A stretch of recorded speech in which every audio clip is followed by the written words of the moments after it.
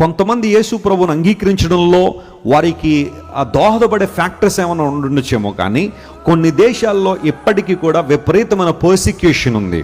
యేసు ప్రభువును అంగీకరించిన ద్వారా కొన్ని దేశాల్లో కొంతమంది భోజనాలు కూడా అందట్లేదు, తిండి పదార్థాలు కూడా దొరకని పరిస్థితి. కొంతమంది జైళ్ళల్లో మగ్గుతున్నారు, కొంతమంది విపరీతమైన చిత్రహింసలకు గురవుతున్నారు, కొంతమంది తమ ప్రాణాలు పోగొట్టుకోవడానికి సిద్ధపడుతున్నారు. మొన్న ఈ మధ్య నైజీరియాలో బోకో హరామ్ అనే ఒక ఉగ్రవాద సంస్థ, ఒక మతానికి సంబంధించిన వారు క్రైస్తవ్యాన్ని నైజీరియాలోంచి తుడిచిపెట్టేయాలని ఎన్నో భయంకర కార్యాలు చేస్తున్నా విపరీతంగా క్రైస్తవ్యం పెరిగిపోవడానికి నైజీరియాలో అనేక మంది యేసుప్రభువుని అంగీకరించిన కారణం ఏంటి? నువ్వు ఈ మార్గంలోకి వస్తే చంపేస్తావన్నా కానీ ఎందుకు మనుషులు ఆగట్లేదు? యేసుప్రభువుని అంగీకరిస్తే నీకు శ్రమలు వస్తాయి అన్నా కూడా ఎందుకు మనుషులు ఆగట్లేదు?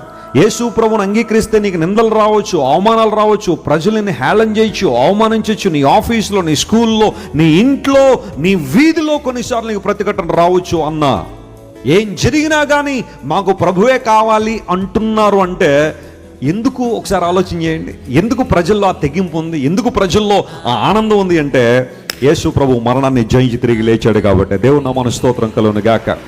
ఆయన మరణాన్ని జయించి తిరిగి లేవకపోతే నేను చేసే ప్రకటన వ్యర్థమే, మన విశ్వాసం వ్యర్థమే అని అపోస్తలుడైన పౌలు కొరింథీ పత్రికలో రాశాడు.